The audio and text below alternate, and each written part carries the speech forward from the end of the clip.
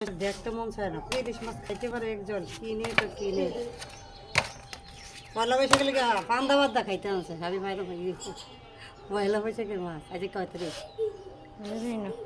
আজ মনে 9-10 তারিখ। আর শাড়ি নিত ফ্রিজের মাছ ও ঠান্ডা, ভাল লাগে না ইলিশ মাছ খাইতে মন চায় না।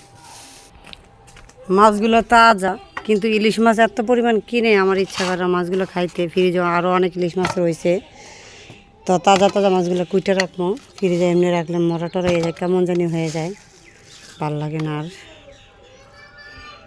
কুইটে লামো পয়লা বৈশাখের জন্য বলে আনছে, পয়লা বৈশাখে বাইজা খাবে। তো সারা বছর তো ইলিশ মাছ মজা লাগে না, মানুষ তো ইলিশ মাছের জন্য পাগল। আর আমাকে খাইতে ইচ্ছা করে না, সবসময় কিনা পড়ে, তো এই কারণে আর কি। আসসালামু আলাইকুম, সবাই ভালো থাকবেন। মাছগুলো করবো,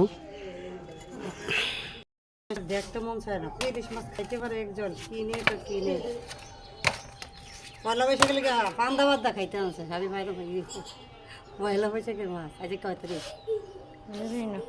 আজ মনে 9-10 তারিখ। আর শাড়ি নিত ফ্রিজের মাছ ও ঠান্ডা, ভাল লাগে না ইলিশ মাছ খাইতে মন চায় না। মাছগুলো তাজা, কিন্তু ইলিশ মাছ এত পরিমাণ কিনে আমার ইচ্ছা করে মাছগুলো খাইতে। ফ্রিজে আরও অনেক ইলিশ মাছ রয়েছে, তো তাজা তাজা মাছগুলো কুইটে রাখবো। ফ্রিজে এমনি রাখলে মরা টরা হয়ে যায়, কেমন জানি হয়ে যায়, ভাল লাগে না। আর কুইটে লামো পয়লা বৈশাখের জন্য বলে আনছে, পয়লা বৈশাখে বাইজা খাবে। তো সারা বছর তো ইলিশ মাছ মজা লাগে না, মানুষ তো ইলিশ মাছের জন্য পাগল। আর আমাকে খাইতে ইচ্ছা করে না, সবসময় কিনা পড়ে, তো এই কারণে আর কি। আসসালামু আলাইকুম, সবাই ভালো থাকবেন। মাছগুলো করবো।